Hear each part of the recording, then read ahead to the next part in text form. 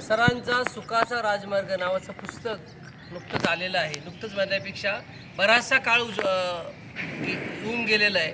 तर त्या पुस्तकाविषयी आज आम्ही तिघेजण खुद्द प्रस्तुत सुखाचा राजमार्ग पुस्तकाचे लेखक प्राध्यापक ज्ञानदेव चाबुकसा सर आणि आमचे मानसशास्त्राचे प्राध्यापक सर जीवन जोशी सर, तर असं आम्ही तिघेजण इथं आहोत. सरांना अगोदर सर तुम्ही जो पुस्तक जे लिहिलं त्या पुस्तकाबद्दल थोडंसं सांगा आणि मग आम्ही दोघेजण त्याबद्दल विश्लेषण करतो. ओके.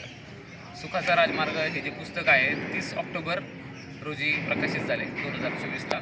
आणि या पुस्तकामध्ये आपण की ज्या गोष्टी मांडलेल्या आहेत त्याच्यामध्ये खास करून रॅशनल इमोटिव्ह बिहेवियर थेरपी नावाची एक थेरपी आपण मेन्शन केली.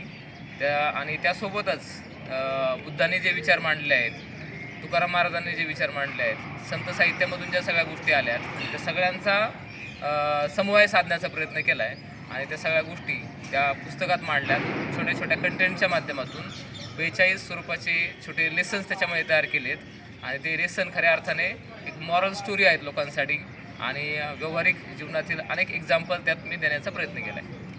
सर तुम्ही बोला पुस्तकाबद्दल, कारण तुम्ही तुमचा विषय आणि पुस्तक आणि पुस्तकातला आशय हा अत्यंत जवळचा आहे. आमचे मित्र प्राध्यापक ज्ञानेश्वर चाबुकसर यांनी सुखाचा राजमार्ग हे पुस्तक साधारणपणे त्यांची आलेली जी अनुभव आहेत आणि त्यांच्या मित्रपरिवाराला आलेले जे अनुभव आहेत त्या अनुभवावर आधारित पुस्तक लिहिण्याचा त्यांनी प्रयत्न चांगल्या प्रकारे केलेला आहे.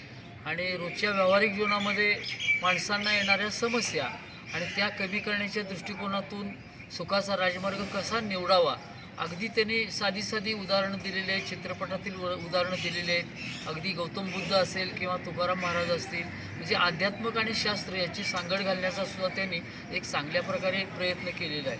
आणि आमच्या मानसशास्त्रीय दृष्टिकोनातून वर्तन उपचार पद्धतीचा सुद्धा त्यामध्ये अवलंब केलेला आहे आणि चांगल्या प्रकारे समाजाला उपयोगी पडेल असं त्यांनी पुस्तक लिहिण्याचा प्रयत्न केलेला आहे. आणि पुढील सुद्धा त्यांची अशीच प्रकारची पुस्तके यावीत असं मी या प्रसंगी बोलत आहे. सर म्हणतात की असं पुस्तक आलं पाहिजे आणि सर त्या बाबतीत निश्चितच प्रयत्न करत आहेत, कारण त्यांचं सुखाचा राजमार्ग भाग 2 असं पुस्तक नव्यानं येण्याचा चाललेलं आहेच.